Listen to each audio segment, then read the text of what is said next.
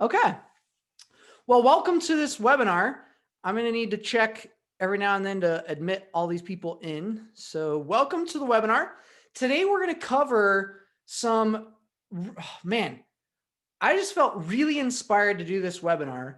Over the past year, I have been spending a lot of time talking and enrolling entrepreneurs, sometimes up to 10 to 12 people a day.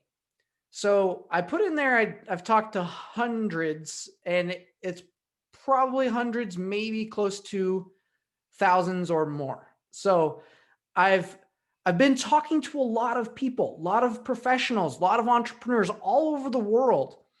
And this year has been a different year. Can we all agree? Like, it's been a little bit different, right? Some of us, it's been different good. Some of us, it's been different not so good. And I want to unveil what were the core allergies and addictions that kept people stuck in 2020. And just to let you know, if this resonates with you, I am going to do another webinar next week on Thursday on New Year's goals and being able to not just set goals, but set identities, meaning who are you going to become in 2021 that will completely just crush it out and grow. So if you'd like, just stay tuned. I'll share stuff to my emails and to the lists and everything about that, but know that that's coming. And then also we have automated our 10-day challenge. So for those of you who have not done the 10-day challenge, I will be sharing a link for that here in this place. And it's amazing to get if you want 10 days to crush out and really achieve your goals, then you'll want to be a part of that. So I'll share with that a little bit towards the end. I did create a document with some of the, it's actually more than 10. I couldn't just put it down to 10 because after talking with hundreds of entrepreneurs, wow, there were some really big themes, really big addictions and allergic responses. And real quick intro for those of you who have no idea who I am. I know I look like I'm 16 years old. My name is Tyler, and my passion is helping people get results in days instead of years. It's helping people confront what they avoid and use the most effective processes to get the most effective results. So if you're an entrepreneur, if you have a passion, if you want to be able to create something in a shorter amount of time, you're in the right place. This is going to be exciting. We're going to have a lot of fun. So in order to do that, we've got to set some ground rules. I've got to introduce myself to help you believe in this stuff a little bit. For those of you who are brand new, for those of you veterans, buckle in because it's going to be fun and we're going to have a good time. So first off, number one, this is an open webinar to the public. So I want you to be able to be open, be vulnerable, and be real. That's really important, especially as we're talking about allergies and addictions. These pertain to us. So we're not going to judge. We're not going to blame. We're not going to shame. In fact, those are some of the core allergies and addictions we're going to be talking about that happened this year. So it might stimulate some stuff inside of you. The thing you can do is just say, all right, cool. I'm just taking it in, learning, growing, and it can be in a safe and an empowering way. Cool. So number one, high levels of respect. As we communicate, I'm going to invite people to unmute, to type in comments. This is a place that I really want to collaborate as we dive deep in these core allergies and addictions and what to do about them so that they don't affect you coming into the next year. So can we all agree to that? By show of hand for all the video people, and drop a comment if you're not on video. Okay, thanks. High level of respect. Second, we're going to have some fun. This will be fun. Getting goals needs to be more fun. Transformation needs to be more fun. Confronting things needs to be more fun. Many times we tie labels to things based on our past. If we've set a goal, how many have set a goal before? Yeah. How many have ever failed at a goal before? You set a goal and you're like, boom, totally bombed that, right? So if you've ever set a goal and not achieved it, the problem happens is we tie a definition to that. What does that mean? It means the moment I think about a goal, if in the past that represents pain, letdown, it doesn't work, it's a struggle, it's hard. Every time I think of New Year's resolutions, I'm going to set a goal. Guess what I'm actually re-stimulating inside of me? More pain, more frustration, more not working, things don't work out, and failure, unless I change those frequencies. So every single word has an energy, has a frequency, and those energies and frequencies we can change. Just like a choice, we can make a decision, we can change it. I'll share with you a little bit about some processes. If you haven't learned the abundance alignment technique, I'll share a little bit about that today. We'll go through some of the processes just to shift some of the allergies and addictions. And you can also join my Facebook group, Abundance Alignment Technique, to go through the unit section and learn some of the basics there as well. Okay. So high levels of respect, we're going to have fun and allow things to change. So I'm going to invite you to be open, as some of these phrases probably pertain to you. I know they pertain to me. If you look at this and your mind goes to, oh yeah, that totally applies to so-and-so, I'm going to invite you to do a double check. That should be a red flag. Oh, that applies to so-and-so is always due to something inside of us that we have not yet confronted. The moment my brain latches on to say, oh, that person, it's an avoidance tactic to avoid something that we need to dive deeper on. So a lot of these things, your mind is going to do that with. Just FYI, it will, because these allergies and addictions are pretty big.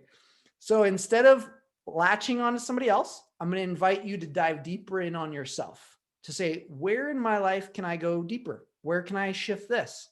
What else can I find? Go beyond what I say and invite yourself to really dive deep today. Can you guys do that for me? Yeah, big thumbs up, big woohoo, virtual. Okay. Very cool. Yeah, Lori, that was awesome. You had a yes sign. That was super cool. Okay. That was super awesome. Okay. Very cool. Now with that, let's get some intentions. I want to hear some of your intentions. What would you like to get out of today? Today, I'll just share my intention. My intention is to really bring it, to share with you the core allergies and addictions, bring awareness and confronting, to help you confront what you need to shift so that you can make next year amazing. And I also want this to be very in depth. I want this to be something that opens up your mind, your heart, your body to things that you think you might have changed, but might still be affecting you. And if you can catch those things, I really feel like this could be one of the most powerful webinars you've heard at least all day. So maybe this is the first webinar. So I'm going big, all day. I hope this is the best webinar you've had all day. Maybe even all week. We'll even do that. Maybe even all month. That would be super cool, right? All right. So let's get some intentions. In fact, I would love for some people to unmute yourself, just share some intentions, type some in the comments, and then I'm going to go in. Oh, actually, yeah, let's do intentions. I totally forgot to share some of my background, but let's just hear some intentions anyway.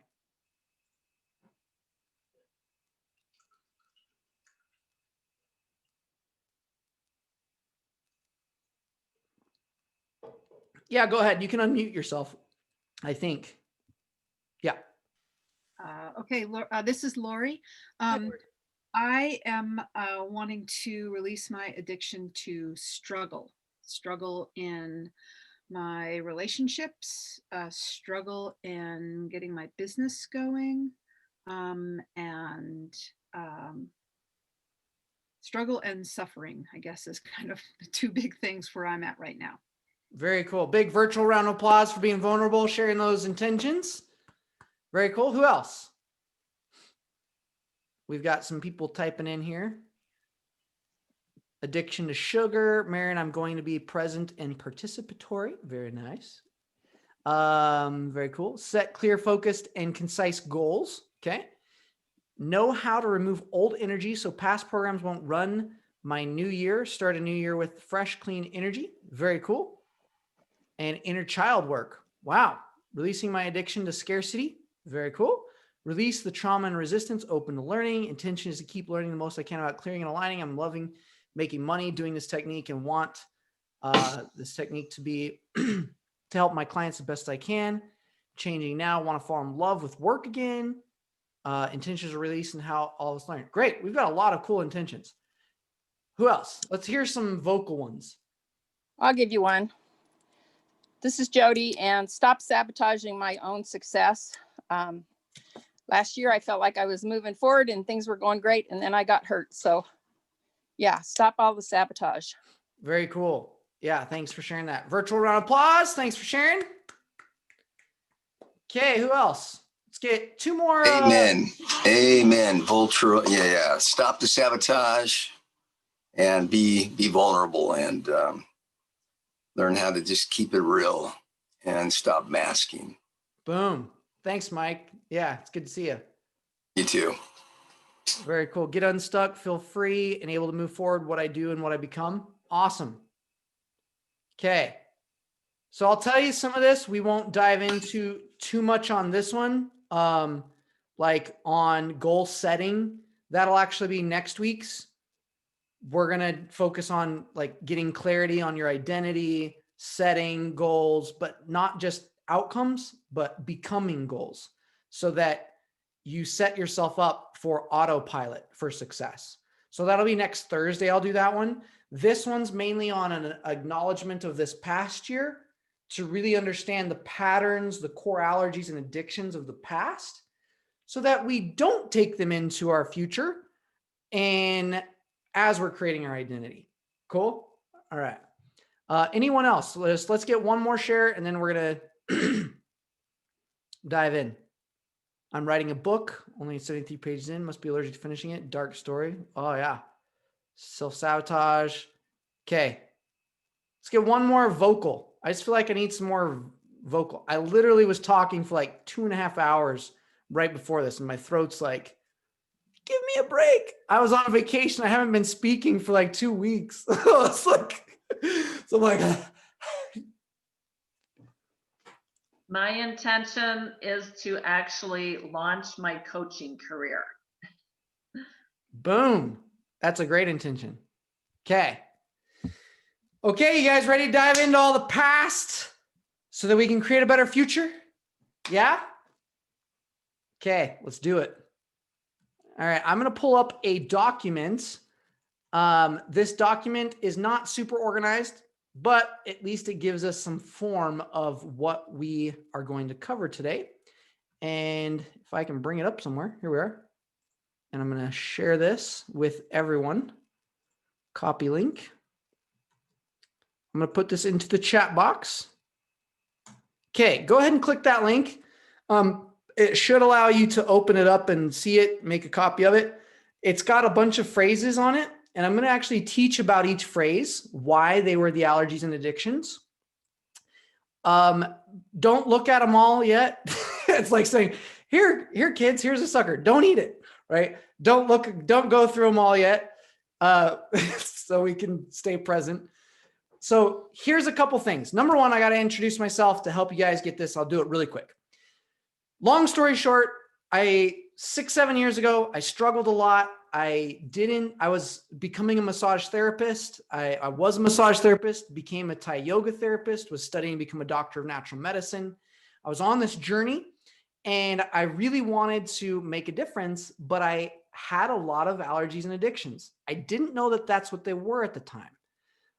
At the time, I struggled with depression, suicidal thoughts, severe procrastination, and productive procrastination sometimes.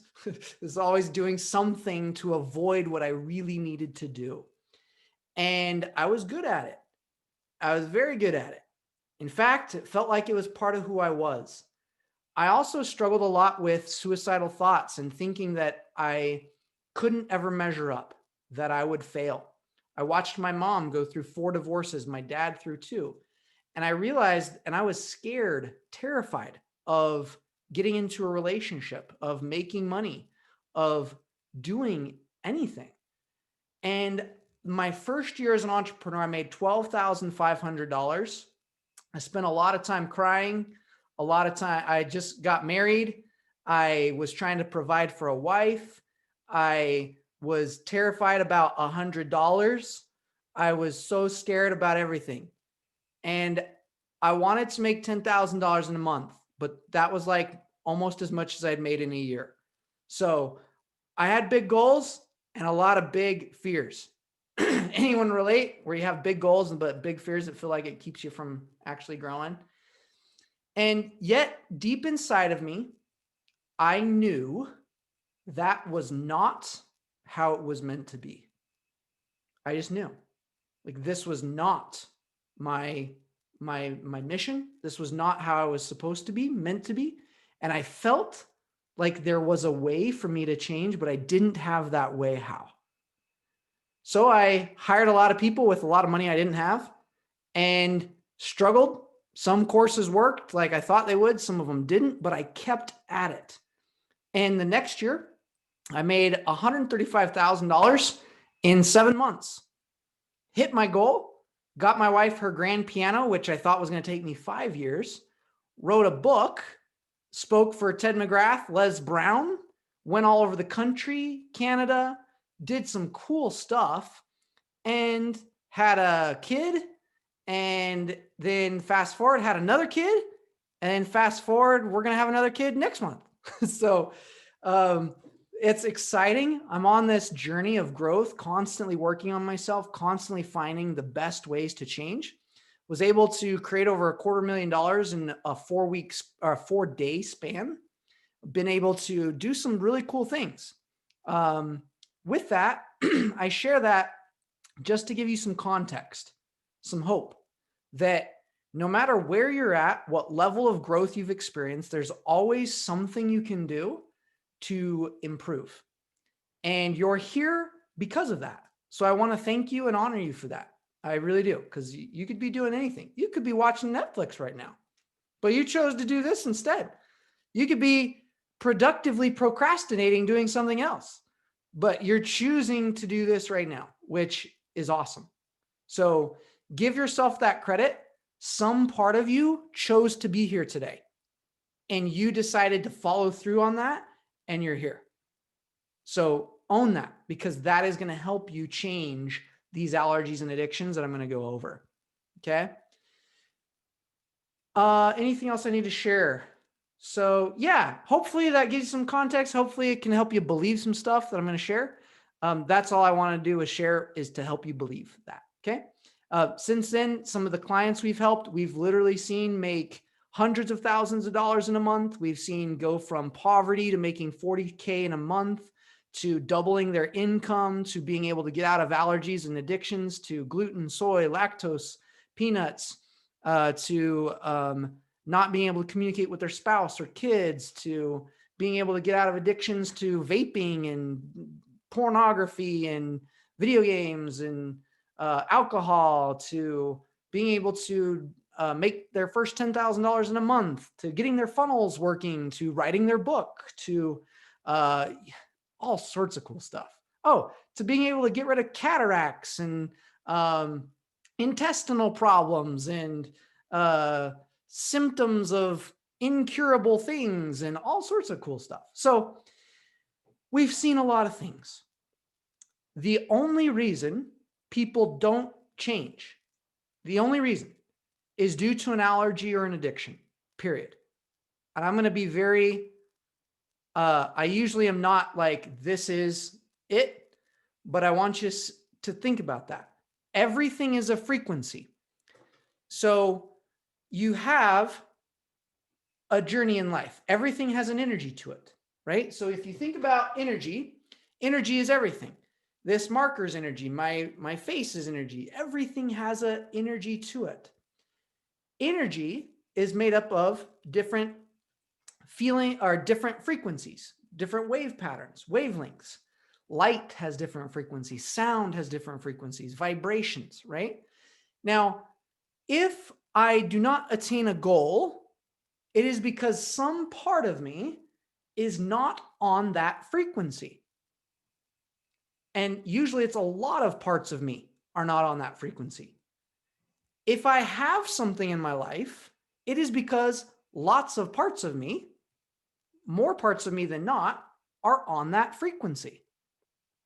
So if I have a phenomena in my life, like I've tried everything and things don't work, guess what? That's probably a frequency that can be changed if you want to choose to change it. If I am stuck at $12,500 a year and that's all I can make, guess what? My body has become addicted to that frequency and it is scared to death of anything higher than that, which is why I stay the same. So the reason we have something in our life is due to an allergy or an addiction. If I don't have something in my life, it's due to an allergy and addiction. Aligning is one of the fastest ways to change. I'm going to teach you a little bit about that, but I want to give some context so that you know about this. Some of you have even tried to align at different levels and not gotten the results you've wanted. Okay. And everything can change. And Patricia says, except for the suicidal thoughts, my backstory is much like yours, extreme productive. Yeah, even suicidal thoughts. Like I was addicted to suicidal thoughts. Now there was an addiction behind that, which I was actually addicted to struggle, to feeling alone. And so my body started to create the chemical hormones that caused the suicidal thoughts for years. And I didn't realize it then that it was an addiction, but it actually is. Your body gets used to things and it creates the chemical responses due to those reactions. Even back pain, even herniated discs, it's all frequencies. Everything is a frequency. Okay. The more you can believe that, the easier it will be for you to change something. Okay. So I know this might fight or challenge some of your beliefs. I'm just going to invite you. This is just my perspective. I'm not here to prove anything, but I am here if you want to get fast results to share with you, hopefully some ways to do that if you're open to it. Make sense? And that goes for anybody, because I know this is going to challenge you and you're going to want to justify and you're going to want to say, but this and this and this and this, that's a frequency. So change the frequency, change the results. Cool? All right. And many of you have gotten results, but you might not have labeled it as changing an allergy or an addiction, but it in fact was doing so. So it's just a different way to look at something you're probably familiar with. Okay. All right. So here, where was I going? Okay. Done that story. Okay. I think we're ready to dive into the content of today. You guys ready to dive in and learn some stuff? Let me switch my camera here somewhere. Camera. Here we go. Okay.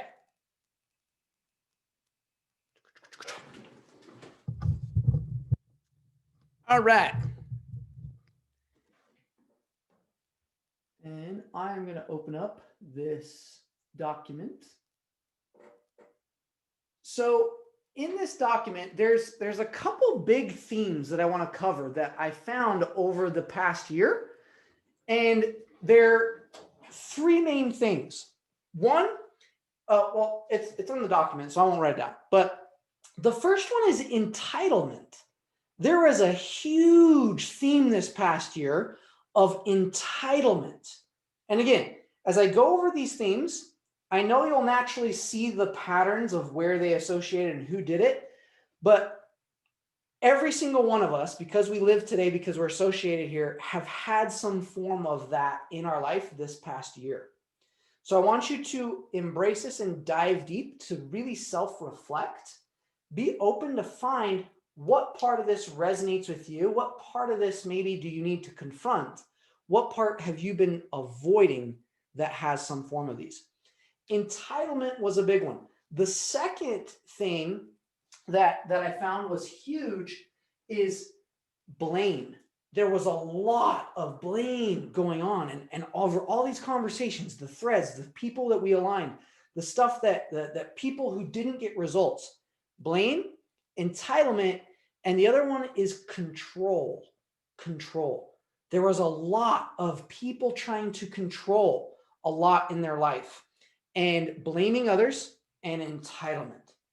And you could probably see some themes even in our government and with the viral stuff going on and everything. There was a lot of blame, entitlement, and control. Now, these three things, many people were addicted to and allergic to other aspects of these. So today we're going to dive in on key phrases that have entitlement, blame, and control in them, and also identify some places in your life where you feel like that is happening. And we want to shift it and align so that instead of having blame, entitlement, and control guide our future, which is kind of like crappy if you think about it. Like, who wants to be in an entitled way or have control all the time or feel like they're blaming? Not very many people actually want to acknowledge that, but we can do something to change that. So we're going to shift some of these today to help you, instead of being entitled, to be empowered. Instead of entitlement, empowered, taking 100% responsibility. That is a huge shift from feeling entitled to always having. It's a drive that gets us to work hard, to push harder, to do things, to go beyond, to not be complacent, right? The second part of the blame, instead of blaming, it's very similar, but it's taking full ownership of anything that's happening in your life. This is a big concept. And if I can take full ownership, full responsibility, then I know if I hear something in my world, if I see something in my world, then part of me is on that frequency. Otherwise, it wouldn't have come into my world. That is taking huge responsibility. So if someone says something to me, does something to me, and it comes through my life, then some part of me is on that frequency. If it's not ideal, I can change it, right? So just be open to that idea that if something's happening in your life, it's because you're on that frequency. Cool? Change frequency, change the result. Control. This one was big. Now, control, we control to feel safe and have security. It's one of our human natures. We need security.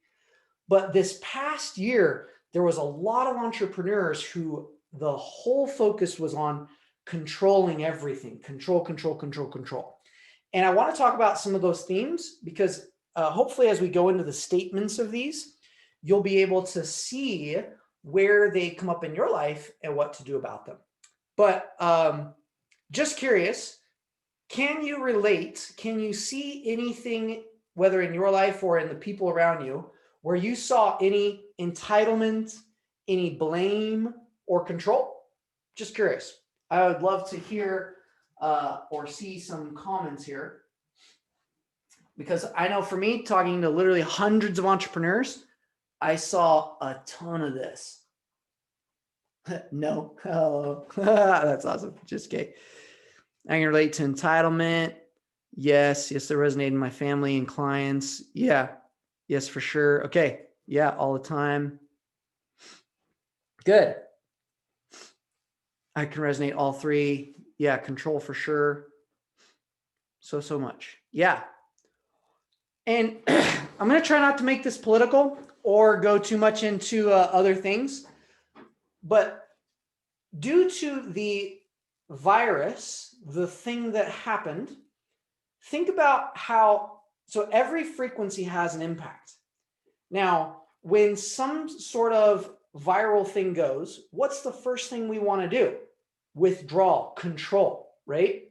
So it's pretty obvious why so many people fell victim to these patterns, and it just brought up this more inside of them.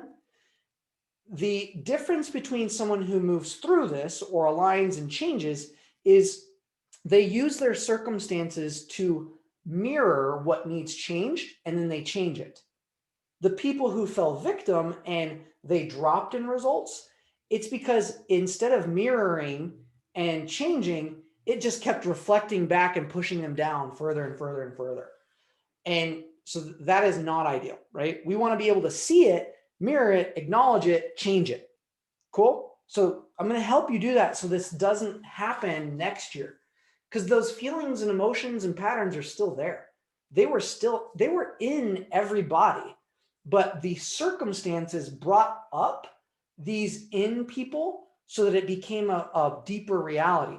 So people who had an addiction to control, this year was a great year to help them change or help them feel like they had to control everything. And then they get tension everywhere. And then they control their finances, and they control their family, and then they control what's on media, and they control everything to try to feel safe, to try to protect themselves. And yeah, it makes sense. Like all the stuff that happened, people withdrew. Imagine like a turtle. This was kind of like the picture that I got over the year, was a lot of people withdrew into the shell to protect, but it's also a form of control. Why? Because if you're out, if you're vulnerable, which is the allergy, they were allergic to being vulnerable, open, because they were so addicted to being hurt and controlling that if they were open and vulnerable, they would have gotten hurt. So instead, you withdraw. So there was that fight, flight response going on due to those two phenomena. Okay. And a big form on entitlement this year. More than ever before, I have seen and talked to people, and these phrases that we wrote down are crazy. A lot of people who we communicate with, it was as if you had the knowledge, if you had the power or the resources to get unstuck, the feeling and thoughts and emotions and frequencies was, I deserve it. I'm entitled to your knowledge, to your successes. And there was no transaction between it. It was just, give it to me. I'm entitled to this because I exist. And because you know it and you have a solution, I'm entitled to have it, right? So there's this big theme of entitlement where people just wanted it. And it showed a lot. We got handouts this year. There was a lot of entitlement going on in financial. There was a lot of that happening. And many of it was good. I'm not saying that this was a bad thing, all of it, but I'm confronting and helping us see all the negative sides to it. So that's why it might seem a little heavy. Okay. But we're going to switch this. Yeah. Allergic to being vulnerable. True. Yep. And then the allergy to vulnerability, the addiction is to control and withdrawing. So people who were withdrawing, you could see that they were not as vulnerable as often, and it stopped them from progressing in their business.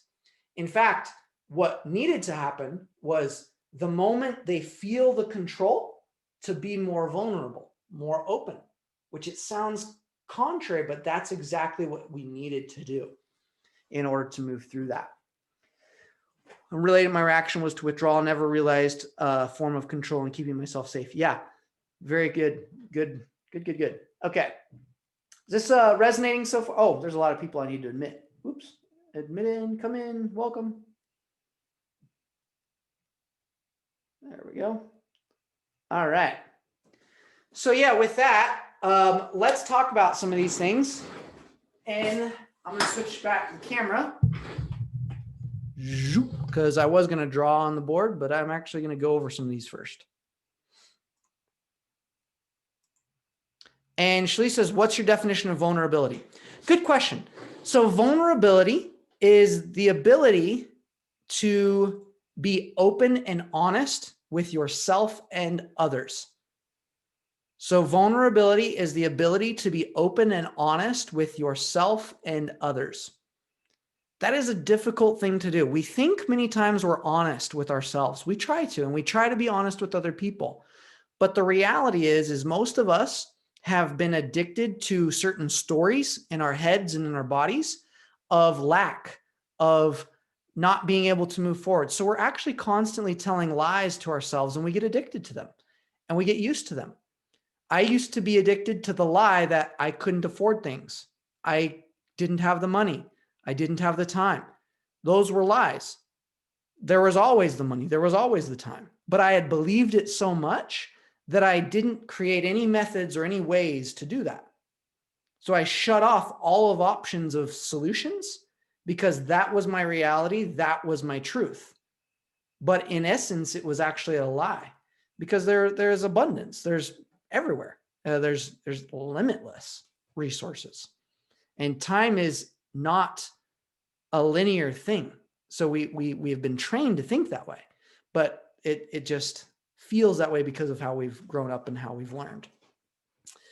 Hopefully that answers your question. Okay. All right. Let's dive into some of these things. So one of the phrases we're going to talk about, it's too hard. I can't do it. I need a break. I deserve this time to rest and relax. That was a big one this year.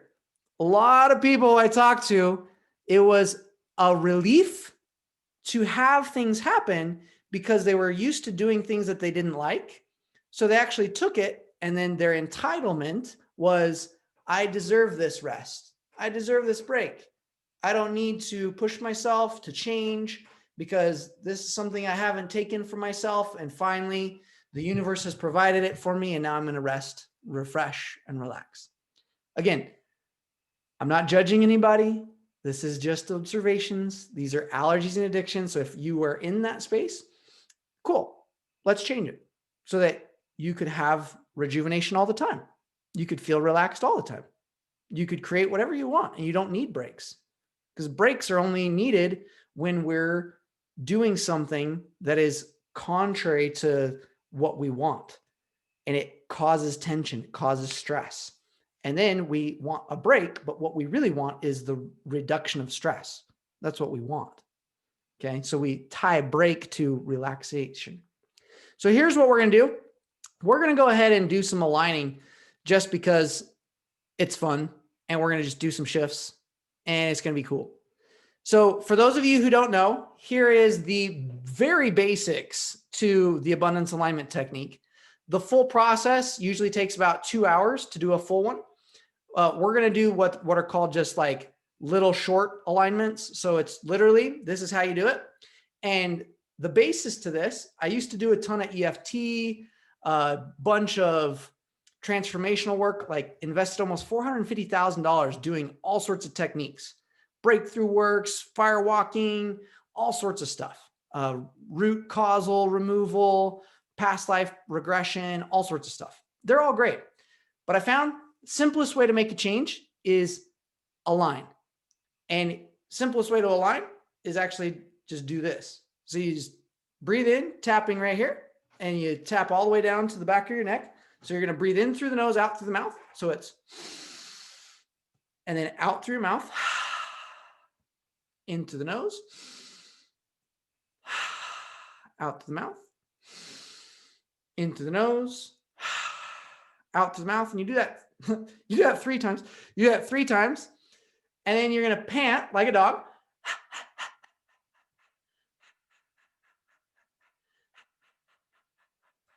And then you smile. That is the very basic part. There's a lot of different finger modes and different places you can do it. But for what we're going to do today, that'll serve as a release. What we're going to do is each word will stimulate a response in our body based on our past definitions. These are fight, flight responses. So when I look at this and I say, it's too hard, I can't do it, I need a break and deserve this time to rest and relax. If some part of me feels like that's true, like I really want to hold on to that, that's called an addiction. And I will want to justify, I will want to prove, I will want to say why. And what I want to do is acknowledge it.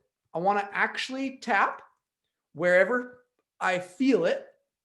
So let's say I say it and I'm like, oh man, I feel tension right here when I think about that. Some of you won't be as receptive because you haven't practiced listening to your body. But if you are, this will cause a micro reaction in your body. allow it to come up. Tap that spot and then align. So we're going to do in, out, pant, pant, pant, smile. And you'll feel it shift. It'll just dissolve.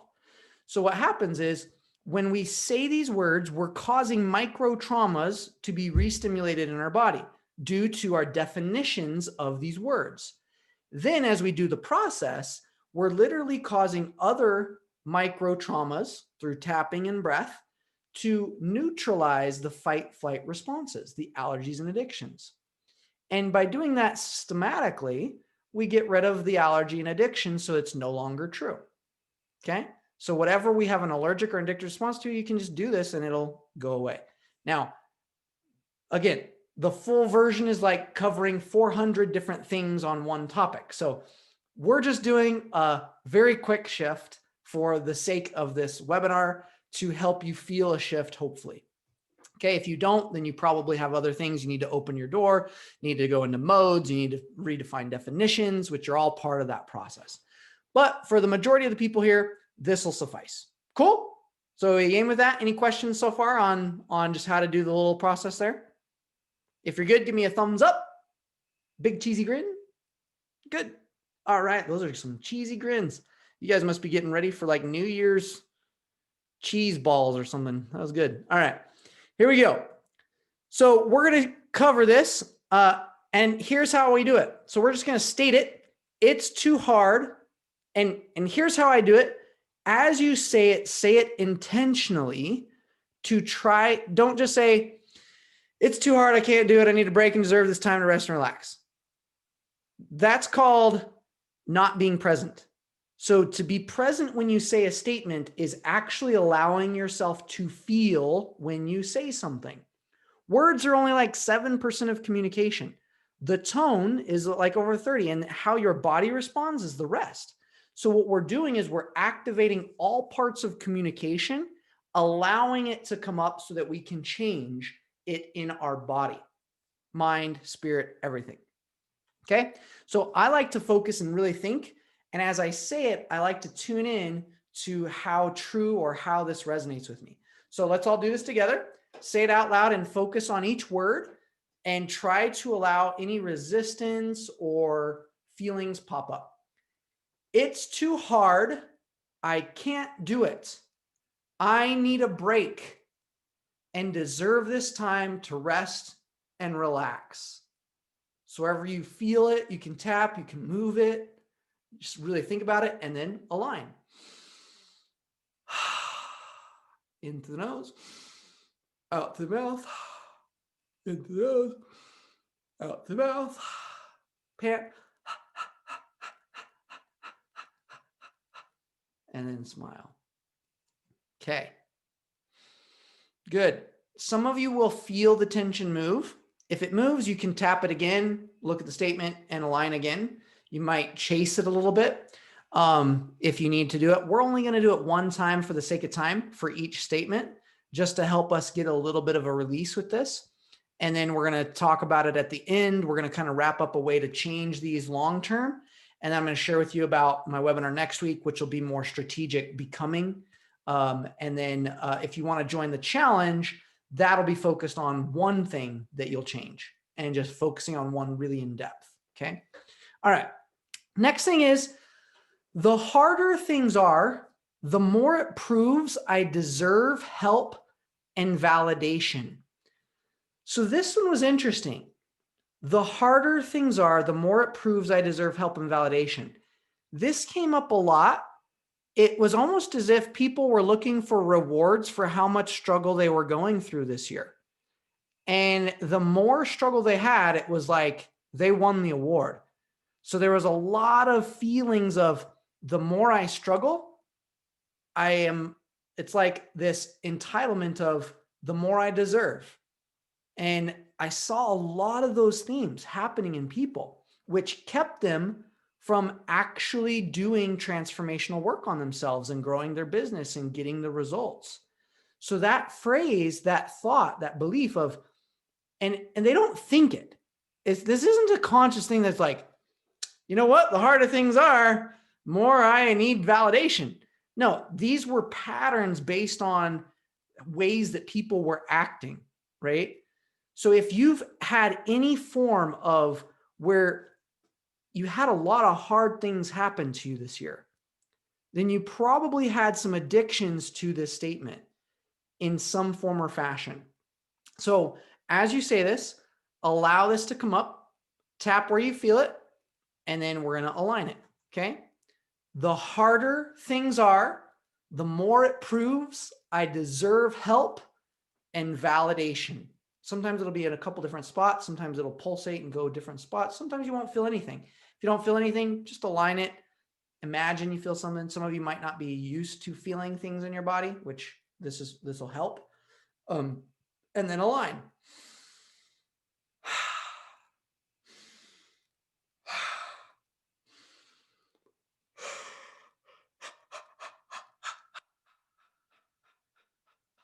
And smile. So the harder things are, the more it proves I deserve help and validation. Now, after you align, a lot of these phrases will seem like kind of stupid, honestly. They'll be like, well, that's ridiculous. So that's how it should ideally feel, but it shouldn't be out of a withdrawal, like, oh, that's so dumb. I wouldn't even look at that. I wouldn't even imagine myself being there. If that's happening, you're probably actually addicted to it. There's some part of you and it's trying to hide. So just be cautious of how you respond to each phrase. The next one is, I don't have it and I have to hold on to what I have and I can't let go of anything else. This was a big one, right? And this actually led to some generational stuff. There was a lot of generational stuff tailored to parents, blame on parents and grandparents this year. And I believe, this is just my philosophy, the last time we had something like this happen was like during the Great Depression. It was a long time ago. And that frequency is a frequency. So what happens is when similar frequencies of similar times happen, it helps us go back to past stuff. So when lack, control happened, which was, I don't have it and I have to hold on to what I have. So that control, can't let go of anything else. It's a really terrible thing to be addicted to because it's all fear-based.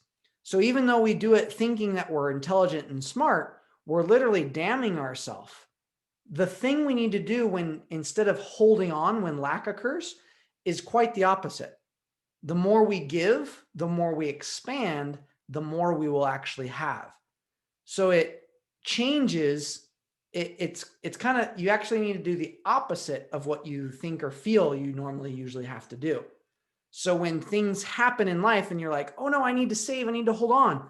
That is actually, for me, that's a trigger to say, cool, I actually need to expand and invest and grow, because it seems quite opposite.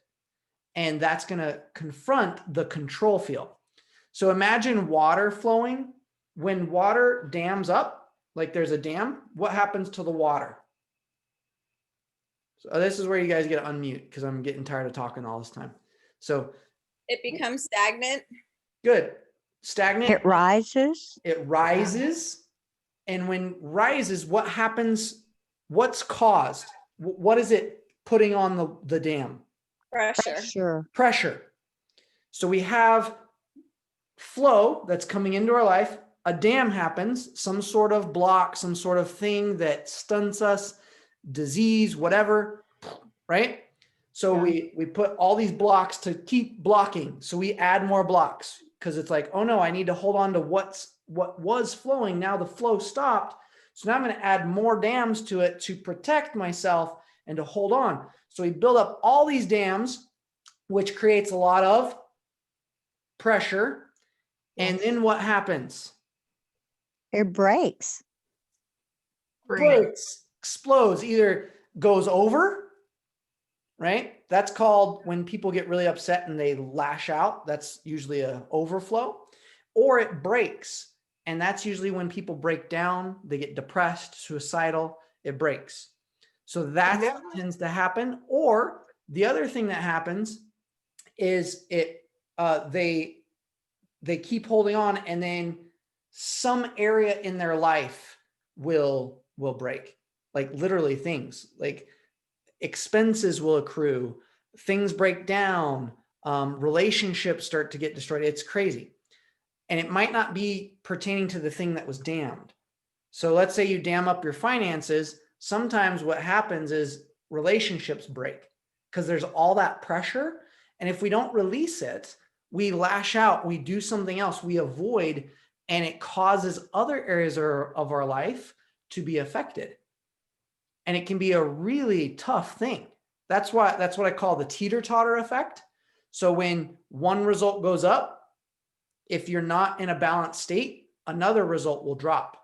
So you see somebody get a lot of income and then their relationships tank, or they improve their relationship and they're like, yay, my relationship's so great, but I'm broke. So that tends to happen is like this teeter-totter effect. Like, oh, I love my spouse, I'm so spiritually in tune, and I'm dirt broke, right? Or, yay, I've made a lot of money and now I'm don't talk to people and I avoid everything and I totally severed off all my relationships. So these patterns happen due to allergies and addictions. And this is one of them, being having that. I don't have it. I have to hold on to what I have. And I can't have it. I have to hold on to what I Okay. have, and I can't. So let's align. Okay. You guys ready? All right. So go ahead and state that statement with all that I've said. Help it bring up anything that as I was talking, I don't have it. I have to hold on to what I have, and I can't let go of anything else. Breath in and out. In and out. In and out. In and out. And pant. And smile. Again, if you have residue, usually we do several rounds and usually we dive into a lot more things, but hopefully your feeling shifts, your sensing shifts and changes. You might have to do a couple different areas. Also, if you have a negative belief countering it, like if something pops up and you're like, there's no way I could get rid of that, go ahead and vocalize that as well with it, because those negative limitations tend to anchor in all of your core statements. So they need to be addressed as you're aligning as well. All right, next one. This was kind of like the entitlement one. Well, it's an entitlement. It's, I need someone to solve my problem and give me handouts to help me. There is this big thing going on where people just wanted to be saved. They thought because this happened outside of me, people should solve it outside of me. And there was no accountability, no responsibility to take ownership of themselves. So that was a big pattern. If you continue that pattern, what happens is if things happen in the environment, you will base your results off of external circumstances. Things will happen next year. I think it was Jim Rohn. He said, you know, life history is pretty easy. It's basically years of struggle mixed with years of successes. And that's like history and what'll happen in the next 10 years about what happened in the past 10 years. Struggle mixed with successes. That's it. So it's like, you can choose, are you going to be in the struggle or are you going to be choosing in the successes? Right? And it can be a choice. I know it might not seem that way, but it can be a choice. So we're going to align that. I need someone to solve my problem or save me and give me handouts to help me.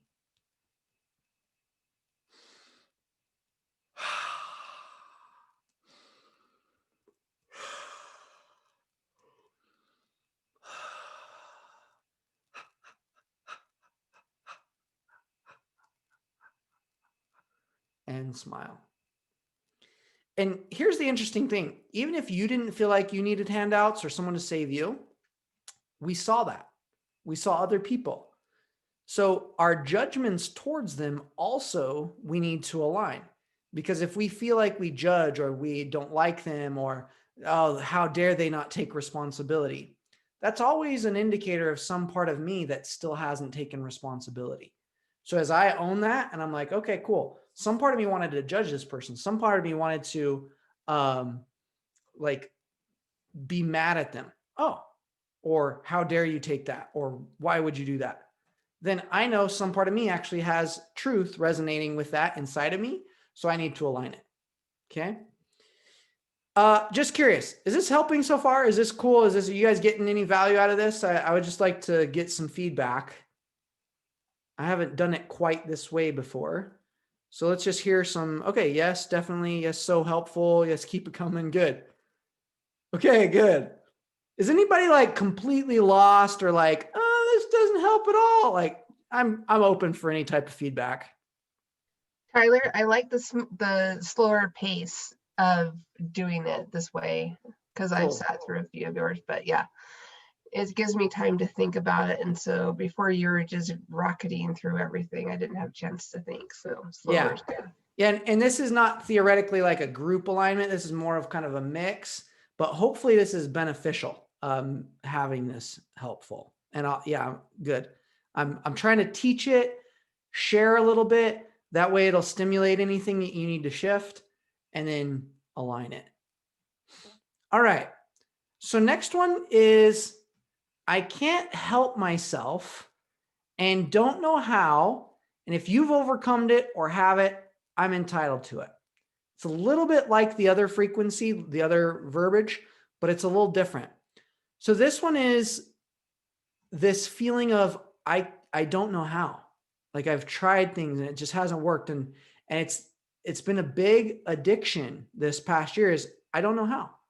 So what happens is we say, oh, I don't know how. Then we opt out of any solutions. We stop taking responsibility because we don't know how. And hey, if I don't know how, then I'm not responsible. That's exactly what happens. So the more I don't know, the easier it is. And it's a pattern that we get addicted to. Less is more type of mentality.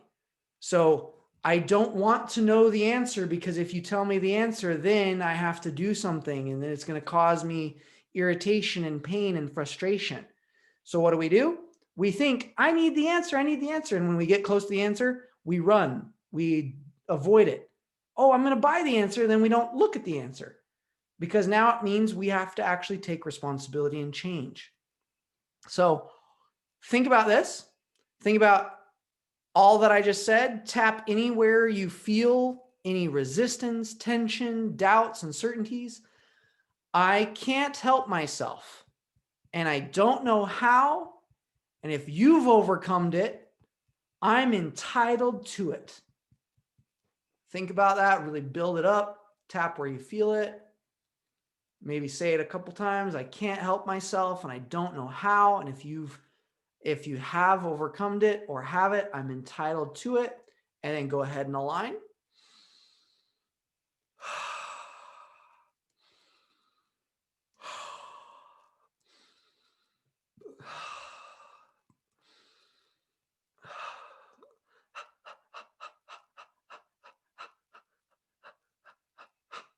And smile. Good. And for those of you who just joined, let me get you the link again. Here's the link. If you want to go through and read some of them, that's helpful. So you can click that link. All right. Let's move on. Okay. Big one. I have to wait to see how things go. And if things turns out, then I can make big changes in my life. This is a waiting addiction. Oh, it was a big one this year. Holy cow. So this one happens when this is a control thing. Okay. So we are trying to control and I have to wait to see how things go. And if they turn out, then I can make big changes in my life. When we have that mentality, we're actually becoming a victim to our outer circumstances and time. Time is an interesting thing. If I think, well, when time plays out, I'm just going to ride this out. Then, and if then I'll be able to take action, or then I'll be able to do something. That mentality breeds a sensation of, I can only change if other things outside of me change, which change is happening all the time. But if we tie our ability to change to something else, if that thing doesn't change, what do? We don't change. We stay stuck. So it becomes this cycle of me hoping that something will change, because then if it changes, now I actually have to take responsibility and I can do something. So part of us actually hopes that it won't change. Part of us hopes that it'll stay the same, because now I don't have to take responsibility. Now I don't have to move through my resistance. Now I don't have to confront it, and I can stay in control of what's familiar. Familiarity is safe. The unknown we tend to interpret as dangerous. So what happens when outside things happen and changes our current situation? Danger, danger, danger. Hold on, control, be safe. Now I'm not going to do anything outside of what I can control to protect myself. Total horrible space to be in, especially if you're trying to grow. Like, that's literally like walking in and you're like, okay, wow, it's cold outside. So I'm going to wrap myself up and tape myself up to stay warm. And I'm just going to not move from this spot until it warms up. And once it warms up, then I'll get a move from this spot. That's basically what we're doing. And let's say you live in Alaska or something and it's cold all the time. You're like stagnant all the time, right? So you can't base our results off of outside circumstances. And going into this next year, if you shift that mentality to say, okay, cool, regardless of what happens, I am still focused on what I'm going to do, and I'm going to do it no matter what. It might change the how, but you're still going to go do it. Like, the methodology can change, but you being able to go into it, that doesn't need to change. That commitment. Cool. So let's align that. I have to wait. I have to wait to see how things go. And if things turn out, then I can make big changes in my life. If not, I have to stay the same and wait it out.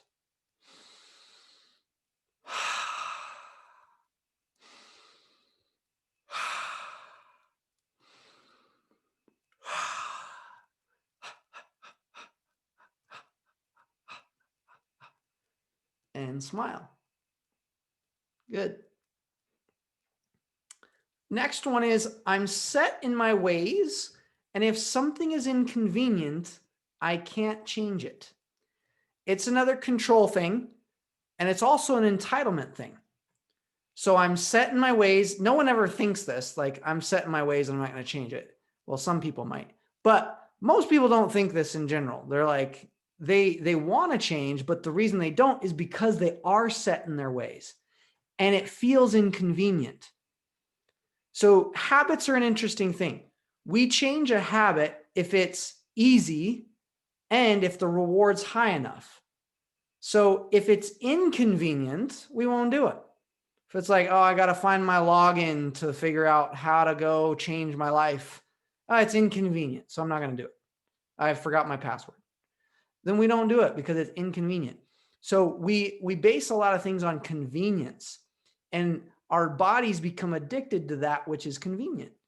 So if you want to change a habit, you make the things that you want to do more convenient.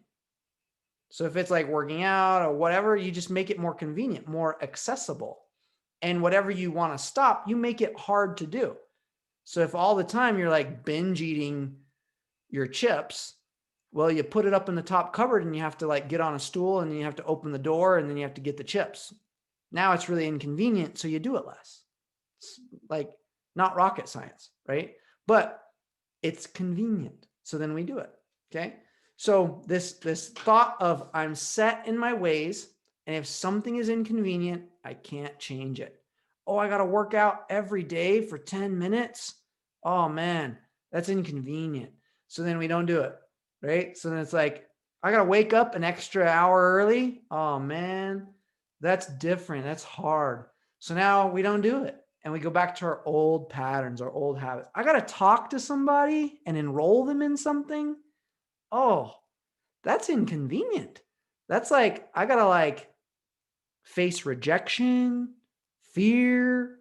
That's inconvenient. So what do? We look at the phone, we move the phone so it doesn't remind us of how we're avoiding things, and we do something else that's productive, and we productively avoid. So that is what most people do, right? So instead of doing that, we are confronting. We look at what we need to change and we change it, right? Yes. Cool. All right. I love it. Yes, Lori. All right. So I'm setting my ways, and if something's inconvenient, I can't change it. Go ahead and tap wherever you feel resistance, negativity, upsets around that. Really say it slow, get it to feel I'm set in my ways. And if I change something is inconvenient, I can't change it.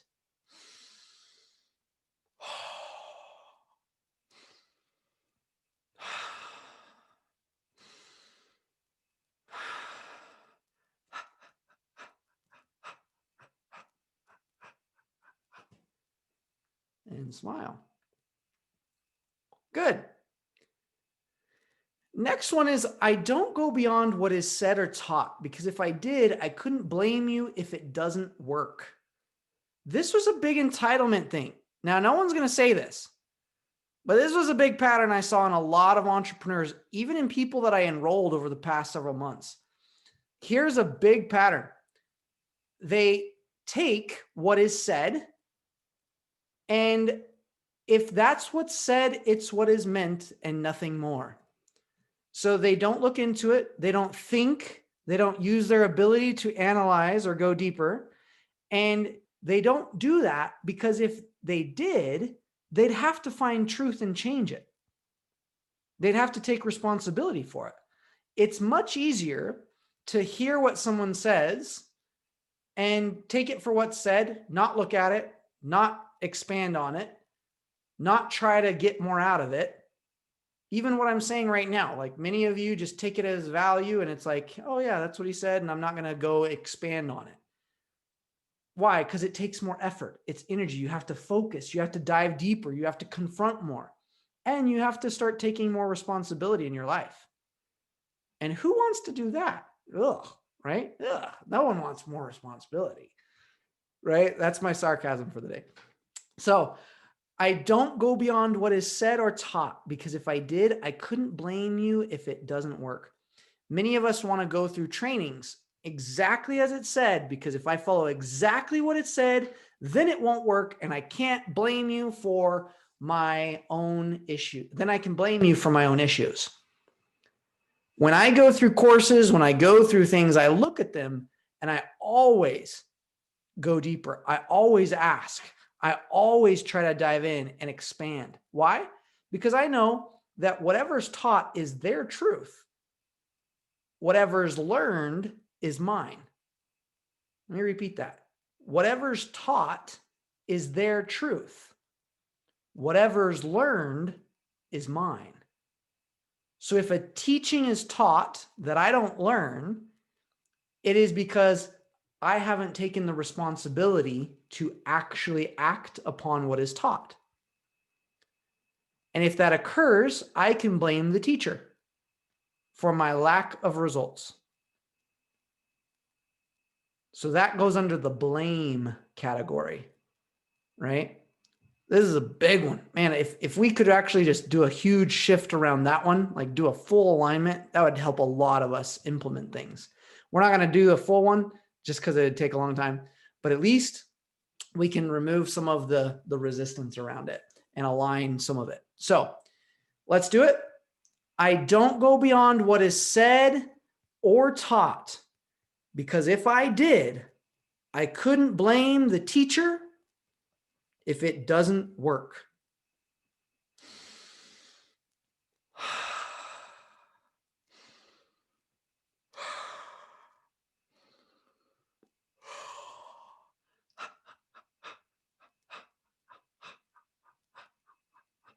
and smile.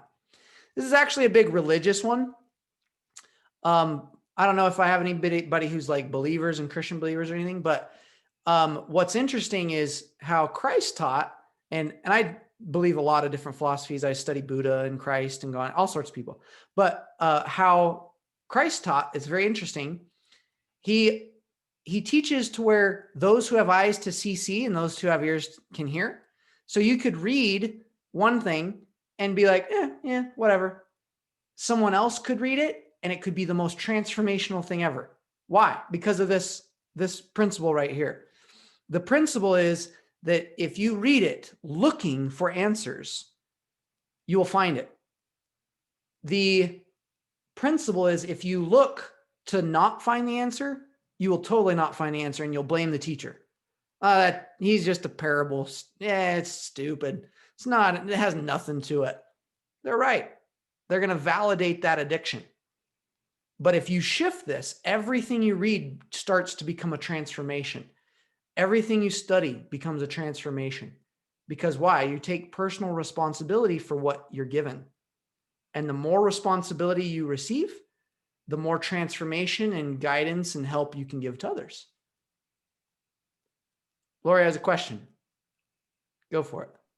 So is this like when I've done classes and things are repeated and at some point I hear something for the first time, even though it's not the first time it's been said. It's like it's the first time I can let that information in. Is that the same kind of thing that you're talking about here? It can be. Sometimes that happens due to new definitions. So when you learn new definitions, when you take on new definitions and meanings to words, you can reread the same thing or experience the same thing, and it'll be completely different because of your context of that thing. That can be the phenomena. Or it could be now you're in a state, instead of trying to give the responsibility away, you have now taken on more. And now that has a lot more meaning because now you're not trying to push it on the teacher. You're taking it on as the student. It could be those two phenomena. Great, thank you. Yeah, very good question. Okay, anybody else have any questions before I move on to the next thing? If so, unmute yourself and ask away. Cool. I just want to know, what are you getting out of this so far? Drop one comment. What's one takeaway so far from what's being taught or experienced? One takeaway, go ahead, drop it in the chat.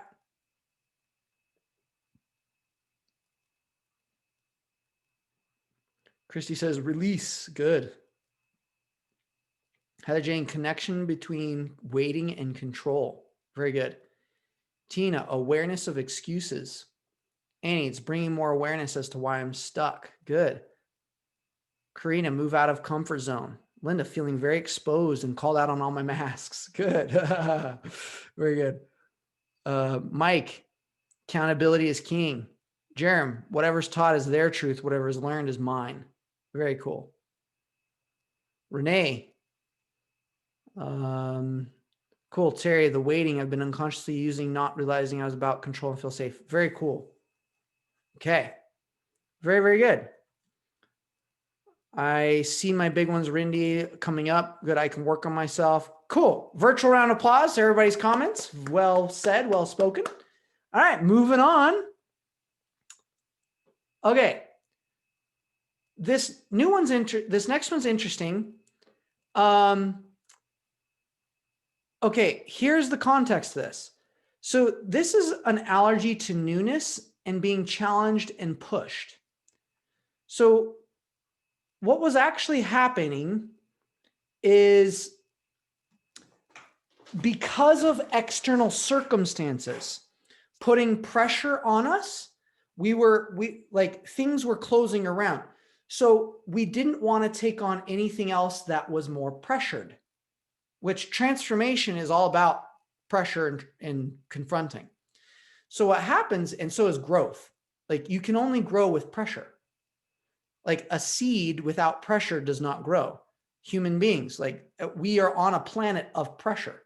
Without gravity, we couldn't expand. It'd be really difficult. All of our stuff would just like go places.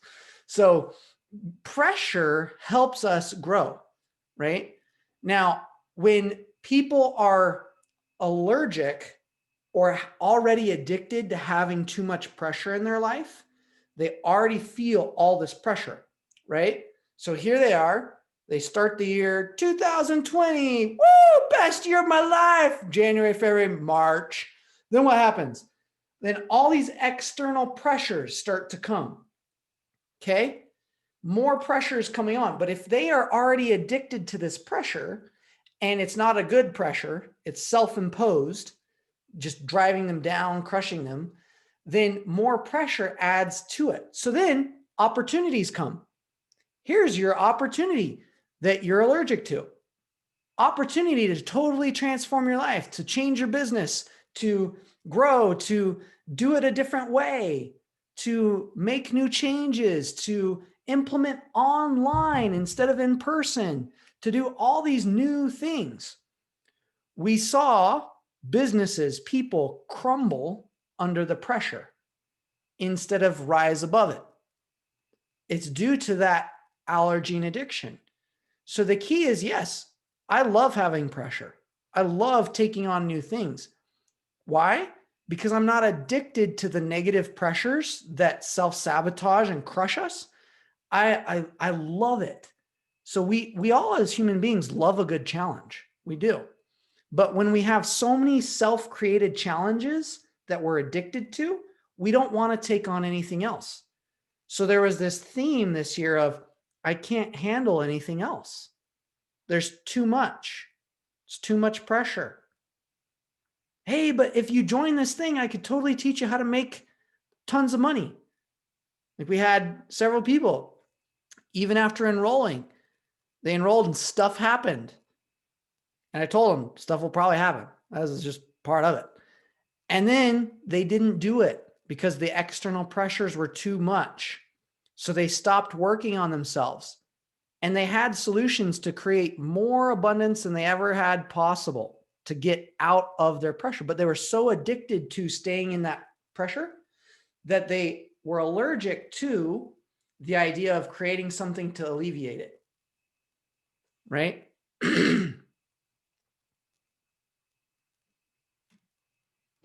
Yeah. And Shalice says, I can't handle anything else. Yet they took on 5 more programs to help them solve their issues. Yeah, that's what happens. They'll buy a program, they won't do it because they do want to change, but the pressure's too much. So they'll go try to solve it, but without changing that allergy addiction, they'll go buy programs, but not implement them. They'll just buy them. They'll be the shelf virtually there, right? So we're going to go through that. This one is, we're going to go through, because some of these I just put as like, not the actual phrases. I think I can't handle anything else. It's too much pressure is more of the actual thing. So I'm going to write that in here. I can't handle the pressure. It's too much to take on. Okay. So we're just going to do it on that one. Okay. I can't handle the pressure. It's too much to take on more.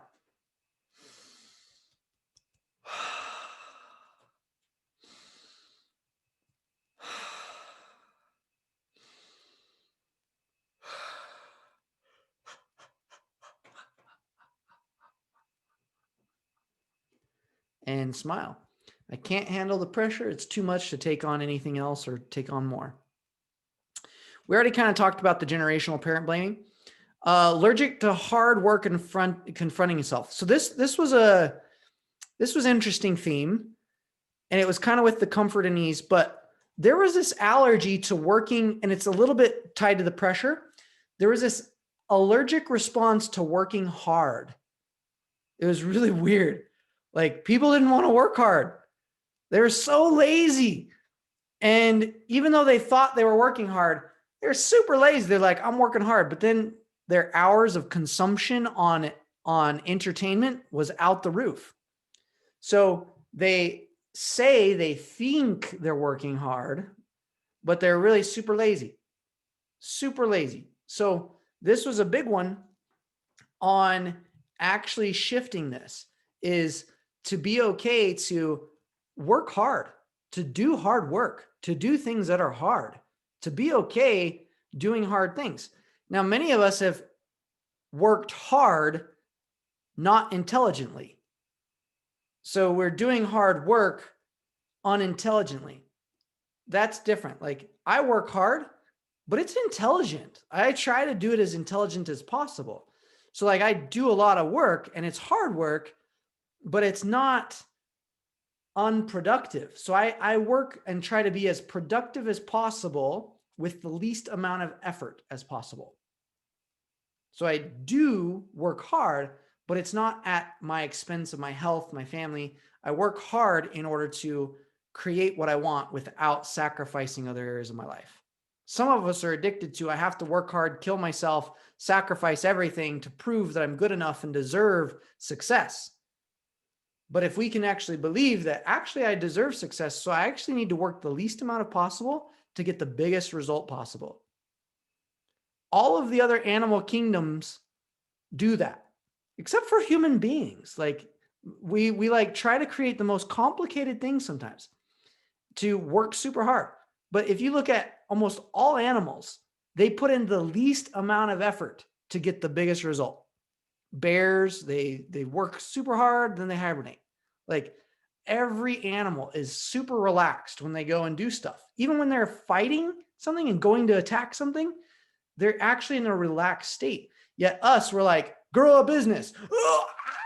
And we're like freaking out and like tightening and tensing and like using so much energy. It's exhausting.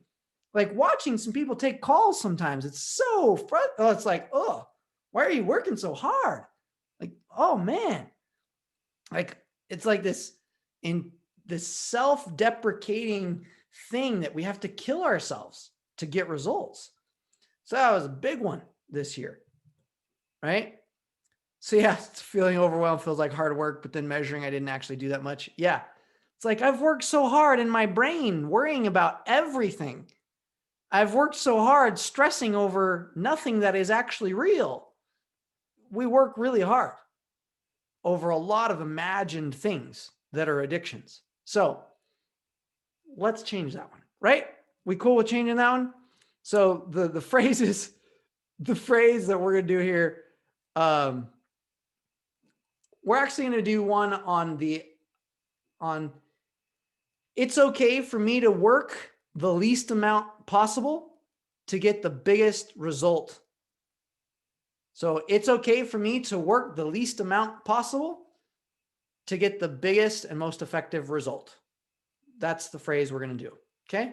So think about that. Go ahead, wherever you resist it. It's okay for me to work the least amount possible to get the biggest and most effective result.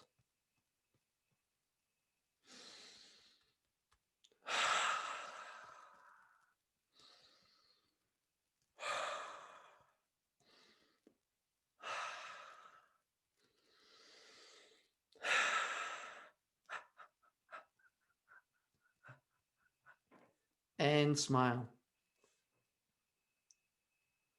Good. Yeah, that was a good one. All right. Okay, next one we're going to do is allergic to being a leader who's seen and heard and followed, and addicted to having to be perfect before leading and afraid of leading astray. This is a huge one. I talk to so many entrepreneurs and they're scared of getting on the camera, doing their videos, doing stuff. They're afraid to be seen. They're afraid to be heard. They're afraid to actually go produce and get things out there. They're afraid because they're going to be judged. People won't like it. That might not be perfect. They're going to get hurt. And yeah, so they just stay stagnant, thinking about all the things they should do and not actually doing any of them. And then saying, I'm super busy. It goes back to the other one we did. I'm working hard. I'm worrying about all the stuff I need to do every day. I'm working hard. I'm worrying about all the stuff that I'm scared to do. I'm working hard, right? So we're hard workers on struggle, but we need to stop it. Like, that's not intelligent. So let's shift that, and we can be a leader who's seen and heard and okay being vulnerable and followed, because you're not trying to prove anything. You already value yourself for being good enough. So you don't need to prove anyone anything. And if somebody hates your guts and hops off and you have one less on your Zoom call, good. If somebody is like, you're doing Facebook Live and they hop off and they dislike your stuff, awesome. Great. The key is to polarize people. Get your lovers and get your haters. That's the goal. Like, all leaders have polarized parts. Either you like them or you hate them. And that's part of being a leader. So you're not here to please everybody. In fact, a good leader is here to turn off people and turn on people. So if you're not turning off people and getting enough haters, you're probably not leading very well. Right? So let's align. Cool? All right. So I'm allergic to being a leader who is seen and heard and followed. And I'm addicted to having to be perfect before leading, and I'm afraid of leading people astray.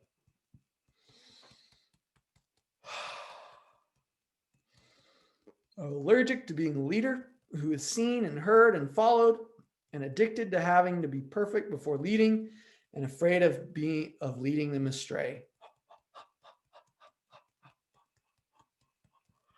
And smile.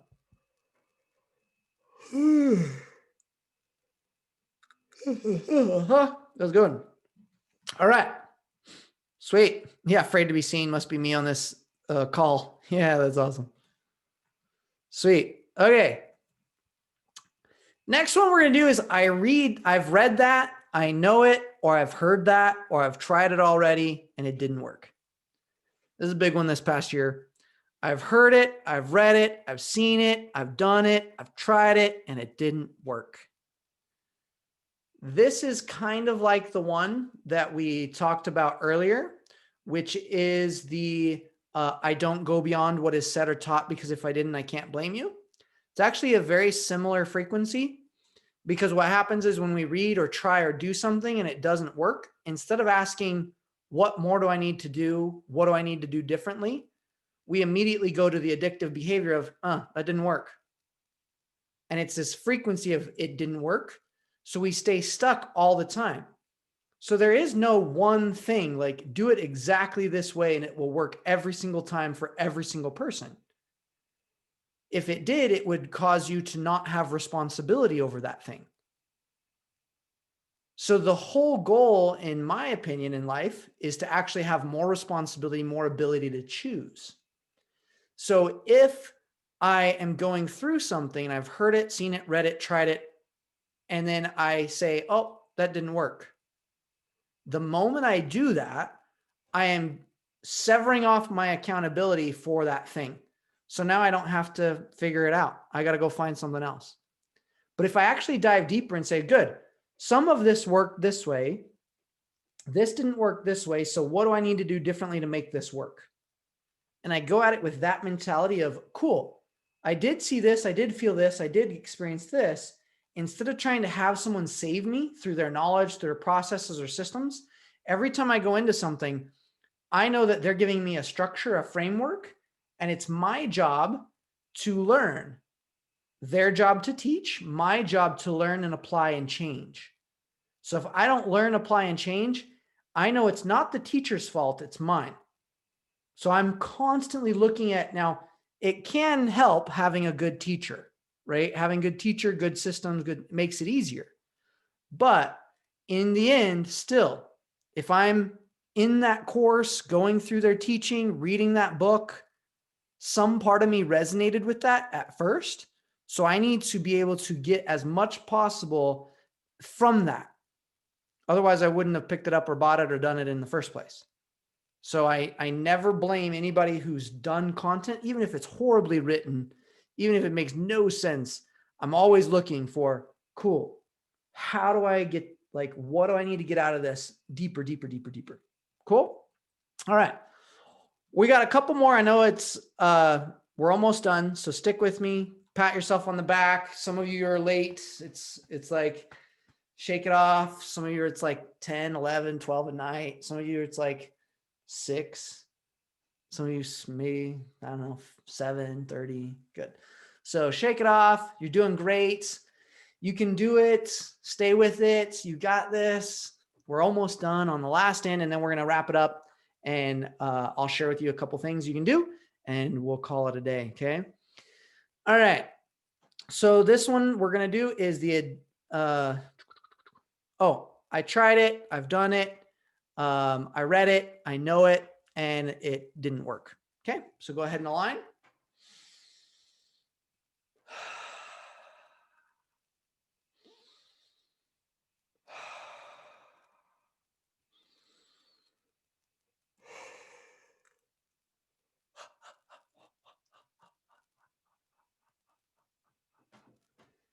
And smile. Very cool. And just allow yourself to take full responsibility over anything you read, study, do, that you will make the best of it and get the biggest result from whatever you study, read, apply, and it will work for you. Okay. The other ones we talked about: fixate on needing control, feeling out of control, closed instead of opening, holding on instead of expanding, addicted to trying to hold on. Yeah. Overall, there was this viral thing that went out. There was this vulnerability. So a lot of people were less vulnerable this year because why? The definition was, if you're vulnerable, you'll die. Literally, a lot of people took on that thought. If I'm vulnerable, I'm going to die. So what happens? We close up. We shut down. We are less authentic. So people took the definition from what happened in the environment, took it on personally, and said, great, I have to withdraw. I can't be vulnerable to whatever thing because I'm going to get sick. I'm going to die. So they took on this thing of, I can't be vulnerable. So now they're less vulnerable. They're less connected. That closes more. Now they can't share. Now they don't want to expand. Now they separate themselves to protect and sustain. And they go off of all sorts of things that grow them and down into sticking and holding on, right? Cool. I noticed how many times I saw the word sick in a day down. Yeah, all sorts of stuff, right? So with this one, we're going to do an alignment, and then I want to get some feedback, and then we'll kind of wrap it up. Okay. So this one is just overall, think about being vulnerable, being open will kill me. I have to lock down. I have to separate, withdraw, and protect myself to sustain things. So I can't be vulnerable or open. It'll kill me, or I'll get sick or hurt. I have to lock down, separate, and withdraw to protect and sustain. Go ahead and align. Tap anywhere where you feel it.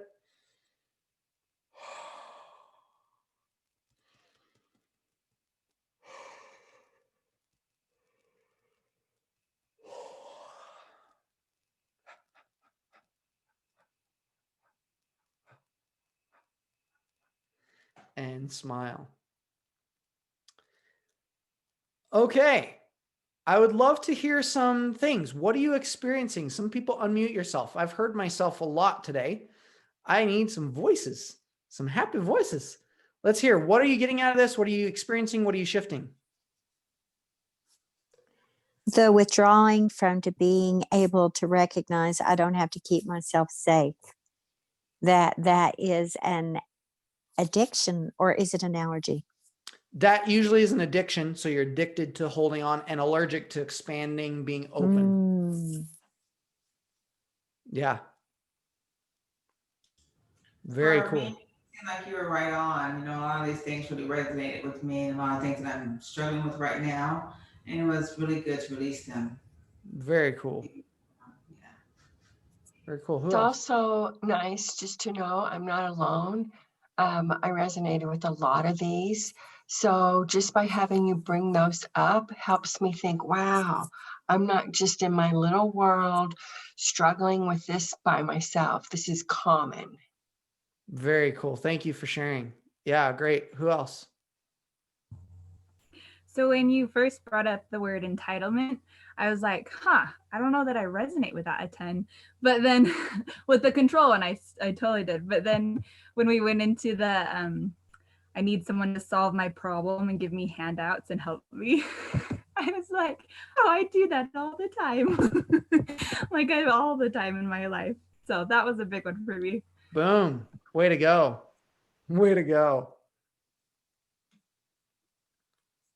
Okay, who else? A couple more shares.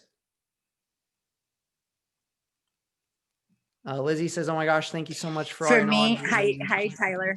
Yeah, go for it. Sorry. Yeah, for me, it was that staying strong. So it was very hard for me to be vulnerable because vulnerable for me equaled weakness. And if I got weak, then I couldn't take care of my loved ones. So I was like, I like carried all of the stress and the oh my God, I have to be there for my family and my parents and my kid and my grandbaby. And it was like all this pressure. And I felt like if I had moments of challenges, I do what I call a Houdini funk, which is I just hide and I just go into hiding. And then when I put myself back together and I can just be authentic, but I do not, it's very difficult for me to show when I feel like I'm falling apart. Wow. So thank you. Yeah, that's huge. And just as an add to that pressure that we feel from other people. So like, I have to save this person, take on this and this and this and this. The very thing that we actually need is to add more pressure, is to say, okay, cool, I'm going to take on a new opportunity to get out of that. But what we do is, because it feels so pressured, that's when we control, we withdraw. And then we're afraid to let go of what's already working, because then it's going to feel like more pressure. That's the self-generated pressure. So the key is to balance ourselves and to say, cool, I feel this right now. We can align and say, awesome, I'm going to take on this new opportunity, which is going to feel more pressure. It is. It's going to challenge me. It's grow me. I feel But it's this what way. I need to do to expand. But to I'm going really to take on this new take on more. opportunity. This is what I need to do to expand and take on more. Very cool. So who else would like to share? I couldn't unmute. Thank you. That was huge. Thank you. Yeah. Well spotted. Let's get 2 more shares. And then I have one thing I'm going to share with you guys. 2 things, just a heads up for next week. And then also if you guys want to do the 10-day challenge. Has anybody not done the 10-day challenge? Find Your Unstoppable 10-day challenge. Has anyone not done it? Okay, cool. So I'm going to drop a comment. I'm going to drop a link here. If you do want to do it, for those of you who just signed up, like in the past 2 or 3 weeks, then just let me know, reach out and I'll get you hooked up. Okay. If you signed up for any of the other stuff over the past 2 or 3 weeks, then I'll just give you access to the challenge. If you haven't, then I'm going to drop a link and you can sign up for the challenge that way. Okay. Okay. Cool. Let's get 2 more shares though. Can you hear me, Tyler? Yeah. So this is Monica. So I love that you're coming back at this from different angles with the allergies and addictions, because and I came on late, I had to leave because we're having an ice storm tonight, but coming back and reading through all this, it being open to what's going to work for me, these things help me to open my mind to things that I need to work on, even to expand on what you've already got here. So we do one alignment and it's like, oh, and then I need to align to this. And now I've got to align to that. And it's like a domino effect, and amazing things are coming with that. So I appreciate that you're coming from so many different angles here. You're so welcome. Yeah. Thanks for sharing. Shlee says, I've had the worst sciatic pain and it's subsiding. I'm going to check through again and see what else missed in the rest. That's awesome. That's super cool. Yeah. Very cool. Sweet. Okay.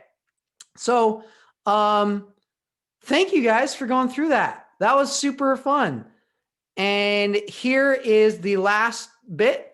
So if you do want to take it to the next level, I'm going to encourage you to stick on. I know the tendency will be to hop off, but realize that could be an impulse. It's just up to you.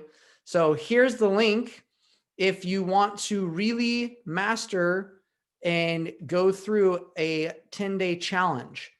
So what we did, I set up a method where over 10 days, we hit on, it's a lot of clarity, because clarity is king when you're aligning. So the first 3 days is a lot on clarifying what it is you actually want. That tends to be the allergic response. And then what actually is keeping you from doing it tends to be the addictions. And in this challenge, each day is set, okay, first off, what is it that you really want? Getting super clear on that. Then we move to what is actually keeping you from it. So instead of having to do the full alignment and go through all of the pieces, it's mapped out every day that you go through strategically to find the thing, confront the thing, change the thing. And then we get into masculine, feminine balance, how to balance masculine femininity. We get into skills. So I teach you an unstoppable equation of how to become unstoppable using skills, getting rid of allergies and addictions. It's amazing. So in the past, we've ran them live where I go on Facebook and do them. I've put all of them in modules now so that you can go through each day and it unlocks. And every day unlocks. It starts on Monday. You have 20 days to go through it. It's 10 days though. So it officially starts on Monday, and Monday unlocks the first day, Tuesday the second, Thursday, etc. Right? Or Wednesday, Thursday. And each day you go through and you do an assignment. It'll take about 30 minutes to an hour a piece. And if you would like to sign up, here's the link. And it's $97. Okay. If you go through it and you're like, Tyler, this sucks, then I'll give you your money back if you go through it and do it all. We've never had anybody actually go through it and say that. So if you're like, man, this totally didn't help, which won't happen if you actually do it. We've had people who have been in my high tier programs do it. We've had people learn the full abundance alignment do it. We've had people who are beginning do it. And how it's set up has really helped a lot of people. We had somebody finish their book, figure out what was actually stopping them from finishing their book. Monica says 10-day challenge was phenomenal. It'll test you and steer you in the direction you truly desire while giving you the skills to master your thing. Highly recommend. Oh, thanks, Monica. Yeah. So there's a link. You can sign up. You will be manually added. It starts January 4th. Correct. And you have 20 days to go through it. So it'll be 10 days to get all the content. And then you have an additional 10 days just to finish it. Okay. So you'll have 20 days to go through the 10-day challenge. And it's amazing. Like if you want to really crush out, make your new year hit with a bang, then sign up. You'll be added manually. We're still finishing some of the touches on there, and you'll also get a weekly. I'm going to go live once a week to answer all your questions on there.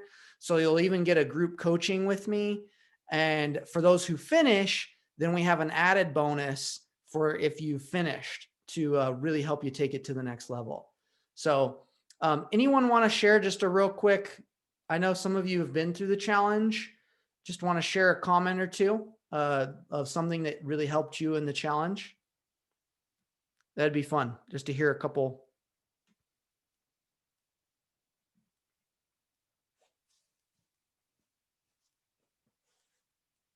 I know we have several who've been through it, and you wrote awesome testimonials. Somebody want to share one thing? So I will share one thing. Going through the 10-day challenge, I learned that I have all the gifts, talents, and abilities within me and available to me to achieve exactly what I desire. It's huge. It is huge. And Awesome. knowing it's very empowering to know that we have all of that available to us. It's right here within us, and you're guiding us in that direction. And it is truly phenomenal. Very cool. Thank you for sharing. Terry says it really got me unstuck when I didn't know what to do. Going through the 10-day challenge started my momentum. Very good. And I'd like to add to that is I didn't realize about the grief of losing someone suddenly had activated some major addictions and allergies from when my dad was not around. And it was a suddenly. And that got me in a state where I just couldn't, even though I thought I was fine, when I did your 10-day challenge, it started unleveling all the junk that was going on. Wow. Thanks for sharing. And someone said, I like myself better now because I found out I am actually a pretty awesome person, which I didn't see earlier. That's awesome. Thank you. So yeah, if you'd like to join, the details are all in this link here. It's $97 and I highly suggest going through it. It will change your life if you choose it to. Okay. So if you liked a little bit of what you did here, imagine taking 10 days and really solidifying what you want, how to change it, working on skills, and really jumpstarting your year to the next level. So yeah, if you'd like to join, you'll click that. It'll take you to a little sales page. You'll click the enroll button. It'll take you to an order form. You'll put in your information, you'll purchase it. And then in that, you won't get any emails yet. I'm going to send those out this Saturday. One, because it's actually in a new hub and you'll join a new group and there's some new trainings in there. It's awesome. We've got all sorts of cool stuff. It's an audit. It's now in its own place. So you can go through it each day and you'll have your assignments. You'll post things. It's amazing. So Monica says it helps us see clearly and confirms the magnificence within us. Yeah, sweet. So yeah, I'd love to have you on the journey. If you're interested in joining, click the link and it'll be super phenomenal. If you're not interested in joining, well, just keep doing what you're doing and you're doing great anyway. And I just wanted to say thank you for joining me. And again, yeah, if you're thinking, hey, you really want to jumpstart your year, best Christmas gift, best New Year's gift you could do is join the challenge. And it starts this Monday is when it starts. And yeah, we'll kick it off. So it'll be awesome. And this was recorded today. I'm going to post the recording on the Facebook group in Abundance Alignment Technique in that Facebook group. And so if you'd like to watch this again, go through it, feel free to do so.